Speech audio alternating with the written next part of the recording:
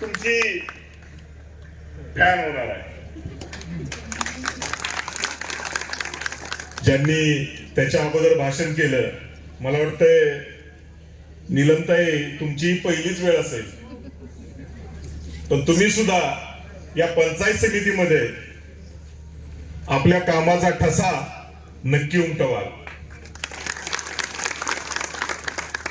त्याचबरोबर ज्यांनी त्याच्या अगोदर भाषण केलं, कोपर्डी हवेलीचे आत्ताचे ग्रामपंचायत सदस्य आणि कोपर्डी हवेली गणाचे पंचायत समितीचे उमेदवार आमचे मित्र अमित पाटील, नानाबद्दल बोलण्यापेक्षा कोपर्ड्यात जर पाहुणा असेल तर तिथली माहिती घ्या, मग कळेल नाना काय चीज आहे.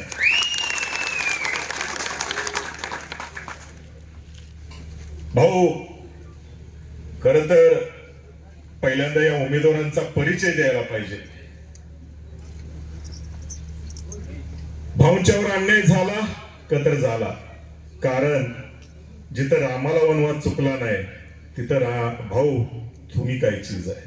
पण त्या रामाचा सुद्धा वनवास राक्षसाचा वध करून संपला होता, आणि या रामाचा वनवास इथली जनता संपवणार आहे, एवढंच मला सांगायचं आहे.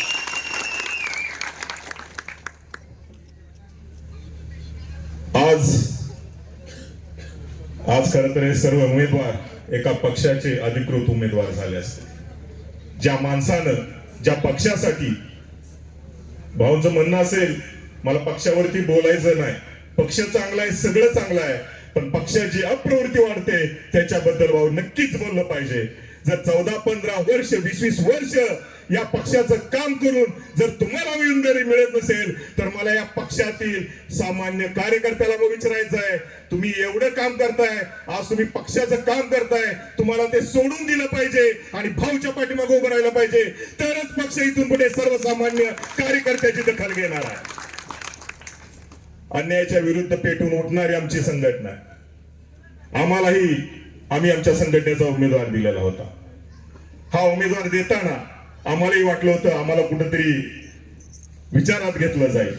संघटना म्हणून आम्ही भाजपच्या विरोधात, या पक्षाच्या विरोधात नेहमीच काम केलं, परंतु साधा एक फोन जरी आम्हाला येत नसेल की बाबा तुमची भूमिका काय असेल, भाऊ तुमच्यावरचा अन्याय लोकांना दिसला, आमच्यावरचा अन्याय दिसला नाही, आज तुम्हाला बोलून दाखवायची वेळ आली. खर तर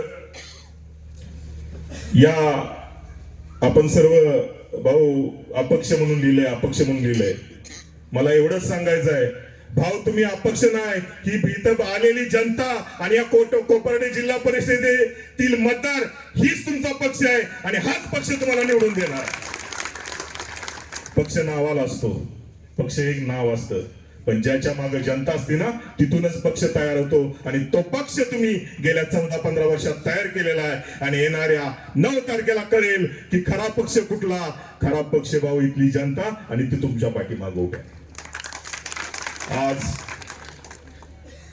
खर तर मी मत द्यायला इथे येऊ शकत नाही भाऊ, नाहीतर मला जर अधिकार असता ना मत द्यायचा, एका पटपट 100 वेळा बटन दाबलं असतं, 100 वेळा तुम्हाला मत दिलं असतं. कारण तुम्ही मगाशी तात्या बोलले, खरंच तात्या, एक जरी विलासराव पाटील उंडाळकर आज आपल्यात नसले तरी दुसरे विलासराव पाटील उंडाळकर या भागात तयार झालेले आहेत.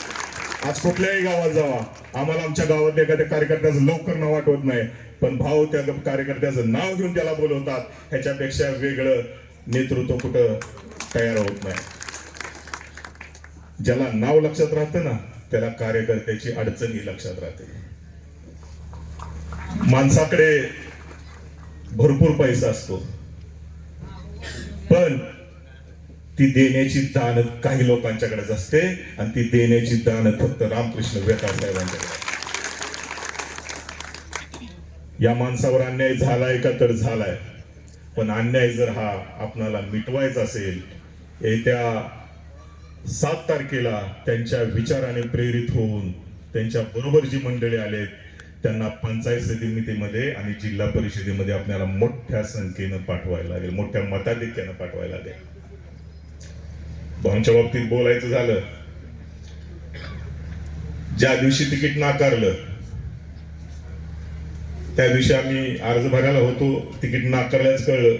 येणारा कार्यकर्ता भाऊ जो त्याच्या डोळ्यातलं पाणी आहे ना, ते पाणी एवढं मोलाचं आहे. तेच पाणी तुम्हाला तुमच्या सर्व उमेदवारांना इथं दुप्पट ताकदीने निवडून आणल एवढाच शब्द मी तुम्हाला देतो. जी ही पेटून उठलेली जनता आहे ती तुमच्या पाठीमागे नेहमीच राहील.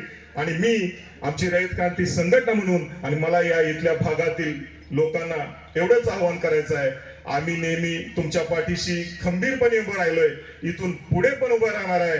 आमची संघटना आणि आम्ही सर्व लोक, तात्या असतील, या गावातील माझे सर्व सहकारी असतील, या विभागातील माझे सर्व सहकारी असतील, आपण नेहमी अन्यायाच्या विरोधात लढणार आहे. भले तो पक्ष सत्तेत असो किंवा नसो, आपण नेहमी अन्यायाच्या विरोधात लढतो. आज भाऊंच्या आणि त्यांच्या कार्यकर्त्यावर जो अन्याय झालेला आहे त्याच्या विरोधात आपण सर्व एकत्र आलं पाहिजे आणि या उमेदवारांना मोठ्या ताकदीने निवडून देऊन आपल्या मूळ कराड उत्तरचा आवाज बुलंद केला पाहिजे.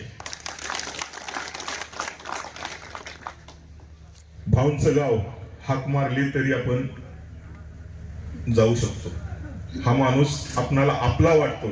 आपल्या माणसाला मोठं करा एवढंच मी बोलतो आणि येणाऱ्या काळात आपण सर्वांनी त्यांच्या पाठीशी ठामपणे उभं राहूया. भाऊ आता वेळ जास्त घेत नाही, पण नक्कीच इथली सर्व जनता, इथला जिल्हा परिषद कोपर्डी विभागातील सर्व लोक आपल्या सोबत राहतील. आणि मी माझ्या सर्व शेतकरी बांधवांना विनंती करतो की मोठ्या प्रमाणात आपण या सर्व उमेदवारांना मोठ्या मताधिक्याने निवडून आणावं एवढी विनंती करतो आणि थांबतो. आणि 9 तारखेला पुन्हा एकदा व्यासपीठावर येतो आणि आपल्या सर्वांचा अभिनंदन करतो आणि आभार मानतो. एवढीच इच्छा व्यक्त करतो आणि थांबतो.